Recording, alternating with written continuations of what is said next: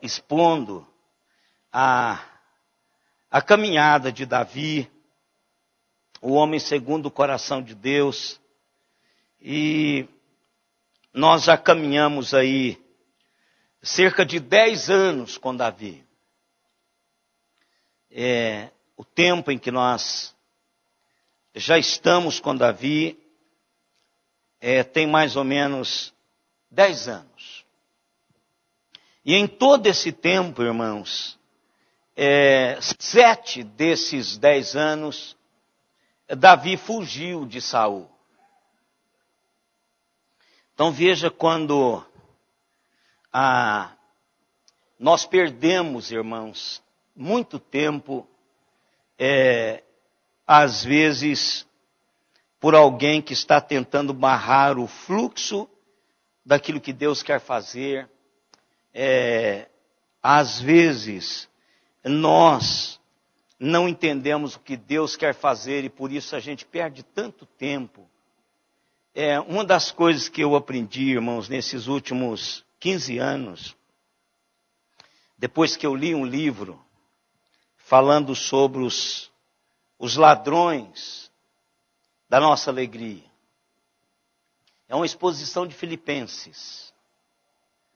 E lá num dos tópicos, tem várias coisas lá que ele coloca, expondo Filipenses. E ele diz assim que as pessoas que perderam a perspectiva de Deus são as que mais roubam o seu tempo e a sua alegria.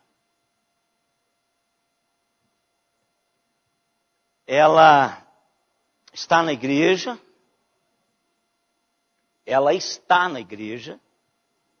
mas ela perdeu toda a perspectiva de Deus para a vida dela e para a vida da igreja. Para a vida da sua família, para a vida do que ela vai fazer enquanto servo de Deus. Então eu treinei, irmãos, o meu coração e a minha mente detectar essas pessoas. Porque essas pessoas lhe roubam o tempo. E tempo não é dinheiro. Tempo é vida. Tempo é vida. Então isso significa que se eu não ficar atento a isso, eu vou perder o meu tempo útil, a minha vida pastoral. Enquanto eu poderia estar estudando, enquanto eu poderia estar fazendo, visitando, atendendo outras pessoas, essa pessoa está roubando-me a vida. Exatamente porque ela perdeu a perspectiva de Deus para ela mesma e para a comunidade na qual ela está inserida. Então, quando eu penso assim, olha, 10 anos nós estamos falando sobre, 10 anos é o que o tempo que nós abrangemos na vida de Davi. E 7 desses 10 anos, Davi fugiu de Saul. Olha a perda de tempo, irmãos. 7 anos, irmãos, dá para fazer uma graduação, uma pós-graduação e pode ser a metade de um mestrado. Pense nisso. 7 anos. Você pode graduar num curso de 4 anos, pode fazer uma pós-graduação de 2 anos e pode estar na metade de um mestrado ou de um doutorado mesmo. Então você pode, 7 anos, é uma vida. É um tempo, para quem já está formado, para quem já estava com tudo nas mãos, para realizar algo fantástico para Deus, isso é uma perda significativa, uma perda existencial significativa. Mas Deus, irmãos, Ele é profundamente cuidadoso, Ele é zeloso.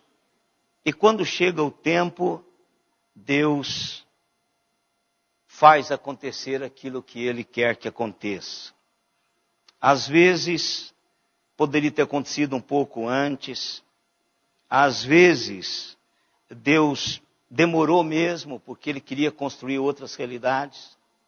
Mas como eu não sei, então eu preciso procurar fazer as coisas do Senhor, tentando desfazer-me, desvencilhar-me desses pesos que roubam a minha vida, o meu tempo, que é muito precioso, porque é a minha vida. Cada dia, hoje, por exemplo, é um ano a mais de vida conjugal com a Simone, mas é um ano a menos na realidade, irmãos. Eu tenho um ano a menos de estar ao lado da Simone. Não é a mais, é a menos. Está diminuindo o tempo que nós vamos ficar juntos. Cada ano que passa é um ano a menos que nós vamos ficar juntos. Então, quanto mais nós permitimos que roubam-nos a vida, o tempo, é porque nós estamos perdendo a vida de fazer algo maior e algo mais nobre. Eu gosto muito, irmãos, de Benjamin Franklin. Assim, tudo que fala de Benjamin Franklin eu quero ler. Eu tenho no coração, assim, alguns homens, uma taxia de estar lendo. Taxia é uma expressão odontológica, é uma atração. É algo que exerce sobre mim que eu não consigo. Eu vou até o fim, eu quero ler a história toda. Então eu tenho por estes alguns homens. E Benjamin Franklin é um desses homens que eu leio tudo que aparecer. Benjamin Franklin, eu vou lá, quero ler o que diz sobre ele. Não é? Rui Barbosa é outro, então leio também. Mas então foi dito que Benjamin Franklin escreveu no seu diário o que ele queria que fosse escrito no seu túmulo. E ele diz o seguinte: aqui repousa, entregue aos vermes, o corpo de Benjamin Franklin, impresso como a capa de um velho livro, cujas folhas foram arrancadas, e cujo título e douração se apagaram. Mas nem por isto a obra ficará perdida, pois como acredito, reaparecerá em nova e melhor edição, revista e corrigida pelo autor. Os espíritas entendem que Benjamin estava dizendo da reencarnação. Mas Benjamin não estava dizendo da reencarnação. Benjamin estava dizendo da ressurreição. Porque se Benjamin estivesse dizendo da reencarnação,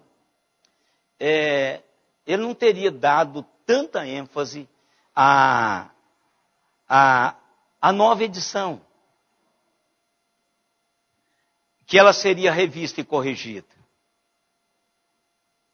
Porque a reencarnação, ele poderia vir pior do que ele estava. E viria no mesmo material, biodegradável. Mas ele estava pensando na ressurreição. Quando o autor iria dar a ele um novo formato, incorruptível, é essa a ideia, e que ele iria viver e brilhar da maneira que ele deveria fazer enquanto ressurreto, lavado e remido no sangue do Cordeiro. Mas o fato é, irmãos, que na sepultura de Benjamin Franklin, na Filadélfia, está escrito simplesmente assim: Benjamin Franklin e Débora, que é a esposa dele. Nada mais. Então, eu e vocês não sabemos o que vai ser escrito no nosso túmulo. Talvez a gente deixe alguma coisa e as pessoas nos obedeçam. E eu já ouvi muito assim em culto fúnebre, somente quando família é mais coesa e firme. Disse, ele está morto, ele não opina em mais nada, ele vai ser enterrado aqui mesmo. Já ouvi isso várias vezes. Quando a pessoa desejava ser enterrado lá, não sei onde, aí a família decide enterrar o camarada aonde ele está. Ou o cara diz, olha, eu quero ser cremado. Mas não deixa um testamento, não deixa nada legal. Aí vai cremar nada. Vai ser sepultado. E a família, que não é toda a favor dessa cremação, então sepulta o camarada. Então essa vontade minha e sua, do que vai ser escrito no nosso túmulo, não tem muito a ver. Mas eu queria, irmãos, falar sobre Saul hoje. Esse drenador da vida de Davi. E eu até comentei com a Simone, a exposição bíblica, ela traz só alegria. Mas às vezes, ela coloca você em determinada situação que você não tem como fugir, você tem que falar. Então, Davi chega nesse momento, e agora, para que eu possa dar continuidade ao projeto de Deus, desse Davi restaurado, desse Davi que volta a depender de Deus, desse Davi que converte o seu coração novamente nos planos de Deus para a vida dele, Saul tem que morrer. Eu tenho que enterrar Saul. Porque eu não tenho mais como falar para vocês mais nada se eu não enterrar Saul com vocês. Então, eu quero falar um pouquinho de Saul. Eu quero começar hoje, conversar com os irmãos sobre Saul. E eu quero dizer para você, e eu tenho esse conceito bem firmado, esse princípio bem firmado no meu coração. É que se eu ainda tenho tempo, eu posso mudar as coisas. Então a minha pergunta é a seguinte: o que você gostaria que fosse colocado no seu túmulo, escrito lá? O que você gostaria que fosse colocado no seu túmulo?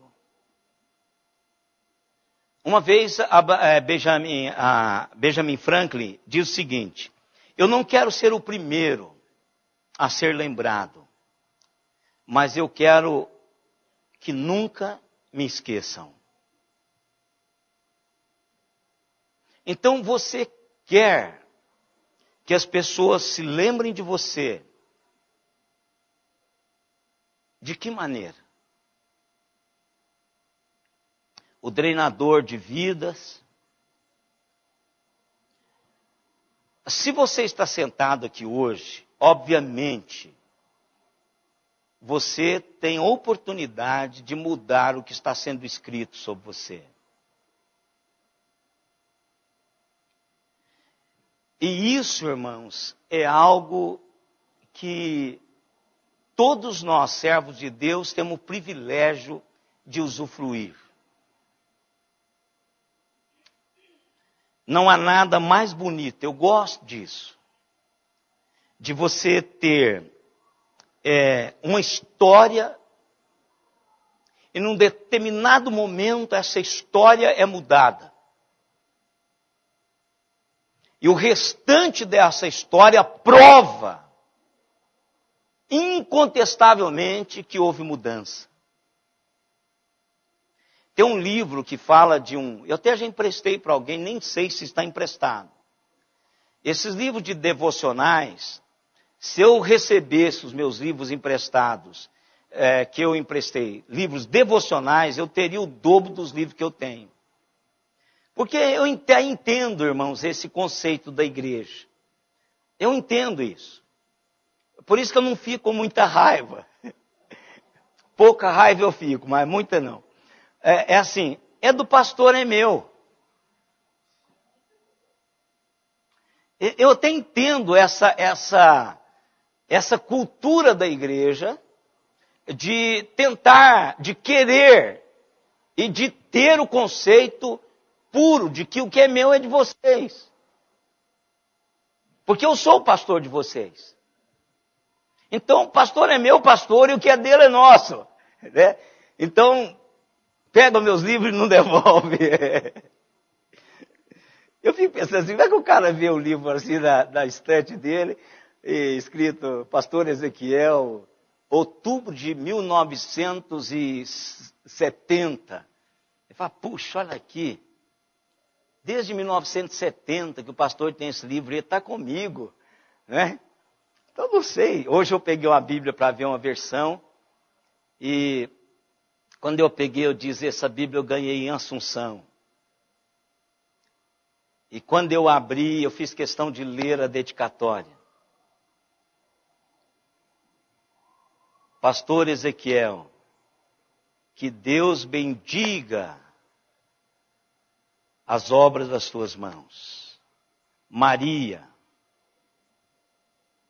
dia 15 de dezembro de 1986. Eu estava, de outubro, junho, ela escreveu, 7, julho, não é X, é um V, que está lá, escreveu em romano. Eu estava em Assunção em 86, numa campanha evangelística. Então, é fantástico isso. Agora, se você tiver com algum livro meu, devolva. Depois dessa, vocês vão devolver, não vão? Então, esse livro chama assim, O Vinho Novo é Melhor. O vinho novo é melhor.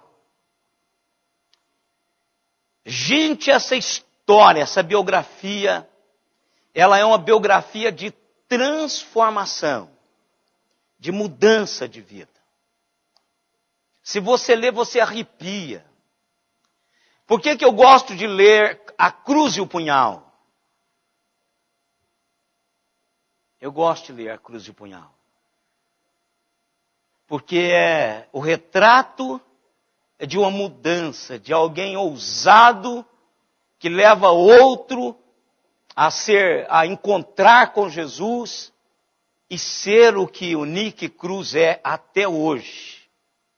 Pastor porto-riquenho, cheio da graça e do poder de Deus, invadindo os corações de jovens, adolescentes, com o seu testemunho de transformação.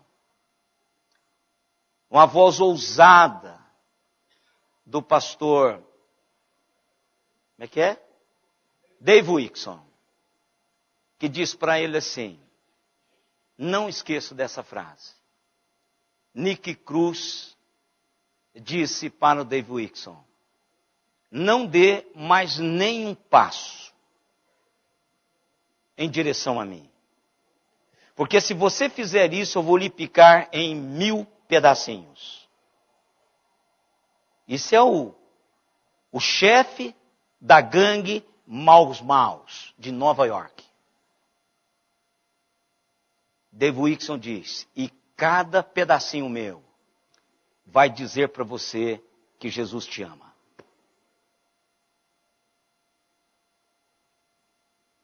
Irmãos, essa é a bênção de servirmos ao Senhor. Nós podemos mudar a história. Nós podemos reescrever aquilo que está sendo determinado sobre mim. Nós podemos fazer isso enquanto há tempo. E se você está sentado hoje aqui, você pode alterar isto. ainda há tempo. Nós precisamos olhar para a vida e dizer o seguinte: eu quero ser lembrado como? Pode estar lá no Benjamin Franklin, no túmulo dele, Benjamin Franklin e Débora. Mas está escrito em todos os lugares o que ele gostaria que fosse escrito. Não importa. Mas pessoas vão saber o que é que nós deixamos para ser lido. A morte, irmãos, é o grande equalizador da vida. Todos nós, exceto algum pastor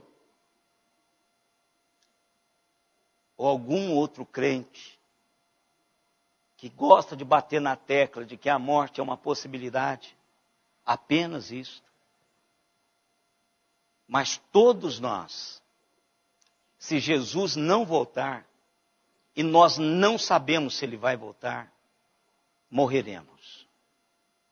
Todos nós.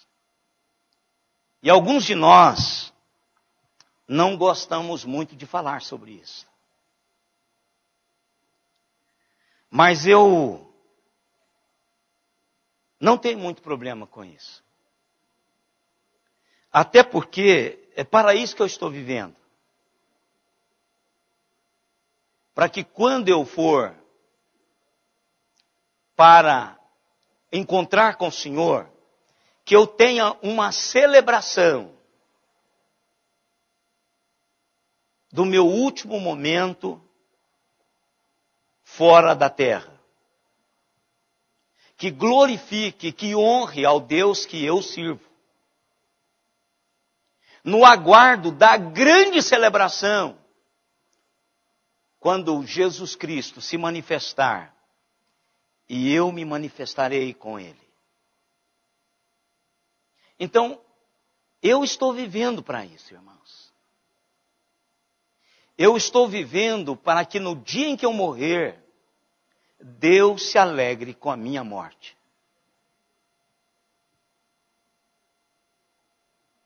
E que eu receba, naquele último dia, aquelas palavras maravilhosas do Senhor Jesus Cristo. Muito bem, servo bom e fiel. Foste fiel no pouco, sobre o muito eu te colocarei.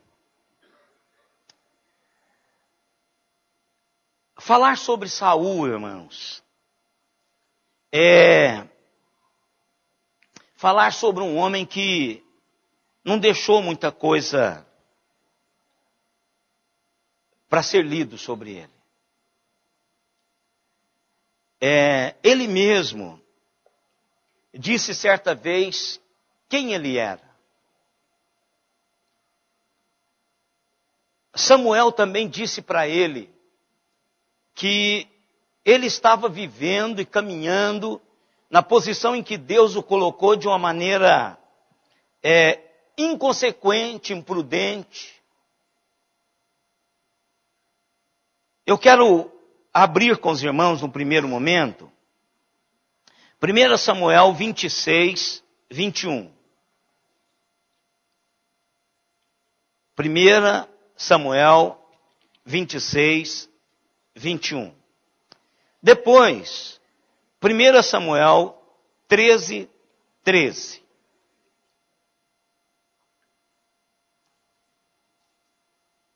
Primeira Samuel 13, 13, Samuel chega naquele momento em que nós depois vamos trabalhar um pouco mais exaustivamente sobre isso, e o confronta. Samuel diz para ele assim: procedestes neciamente em não guardar o mandamento que o Senhor, teu Deus, te ordenou. Pois teria agora o Senhor confirmado o teu reino sobre Israel para sempre. líder espiritual, confrontando agora a Saul. No 26, 21, 1 Samuel, Davi, pela segunda vez, age com misericórdia diante de Saul. E aí Saul diz assim para Samuel, para Davi. Então disse Saul, pequei, volta meu filho Davi, pois não tornarei a fazer-te mal, porque foi hoje preciosa a minha vida aos teus olhos. Eis que tenho procedido como louco e errado excessivamente. Então, irmãos, em parte, Davi está dizendo sobre o que vai ser escrito no seu túmulo. E essa palavra, procedido como louco, ela é traduzida muitas vezes como tolo. Ou seja, eu tenho vivido tolamente. Quando eu olho Saul, irmão, Saul tinha todas as vantagens, pode sentar aqui na frente, queridos. Todas as vantagens para ser um rei extremamente abençoado e abençoador. Primeiro, ele tinha um físico impressionante. Ele era bonitão. Ele se destacava entre todos de Israel. Então ele foi já privilegiado pela sua estrutura física. Segundo momento, ele tinha um carisma tremendo para liderar as pessoas. Ele era carismático. Terceiro lugar, ele era uma pessoa humilde. Apesar de toda a sua beleza, apesar de toda essa realidade carismática dele, ele era uma pessoa humilde. E em quarto lugar, irmãos, que é para mim o mais importante, ele tinha um apoio de Deus. Samuel Doctória, eu já repeti isso aqui, mas estou repetindo para ficar mesmo fixo. O que Samuel Doctória disse mesmo, irmãos? Ele diz um punhado de coisas, mas o que eu repito sobre ele, o que ele diz? Vocês ainda não aprenderam ainda. Que não lembra?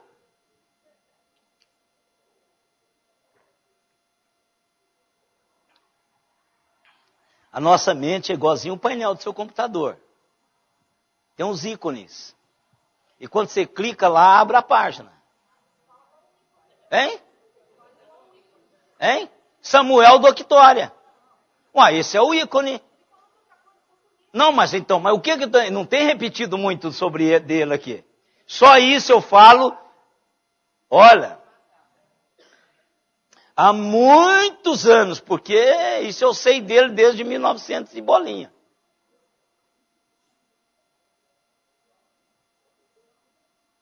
A Simone, não tem jeito. A Simone, se ela não souber, pode dar, como é que chama aquele remédio para a memória? Ginkgo biloba. Diga, meu bem. Isso lá, ela sabe. Eu e Deus somos a maioria. Pode sentar de cá, minha irmã. Eu e Deus somos a maioria. Está com sede, querido? Se quiser, pode tomar água. Eu e Deus somos a maioria. Saul tinha esse diferencial. Deus o apoiava. Mas sabe o que aconteceu com Saul, irmãos? Ele se tornou autocentrado. Ele começou a olhar para o umbigo. Ele começou a esparramar um punhado de espelho em casa. Ele começou a achar que ele era o único. que ele era o bambambam da jogada. Eu fico imaginando assim, se fosse eu e vocês.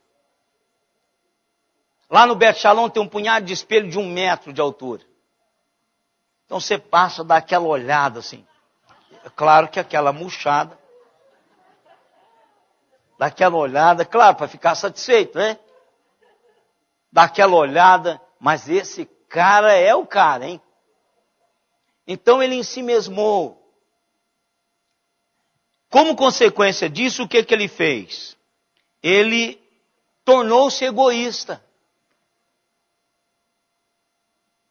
Ele começou a achar que o mundo deveria girar em torno dele. E que ninguém mais poderia usufruir daquilo que ele estava usufruindo. E como consequência disso, ele tornou-se ciumento. E aí, irmãos, eu quero terminar essa introdução lendo Provérbios 16, 25 com os irmãos.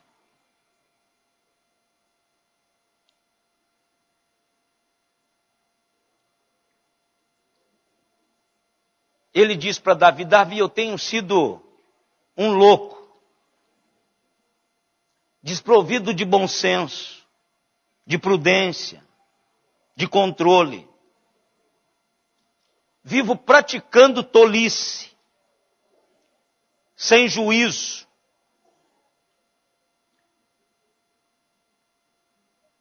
O que diz Provérbios 16, 26, irmãos?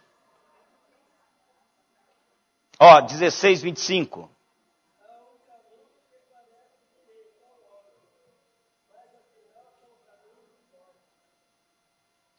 Isso aí, irmãos, é o que aconteceu com Saul. Ele achou que aquilo que ele estava... Pode vir aqui, pode vir para cá, irmãos. Ele achou que estava caminhando um caminho de vida. Mas, na realidade, foi um caminho de morte. E eu quero, então, irmãos, próximo domingo, começar a conversar com os irmãos sobre esse caminho de morte. Aprender o que é que Saul fez, que eu e vocês precisamos evitar. Então, domingo que vem, nós vamos fazer isso.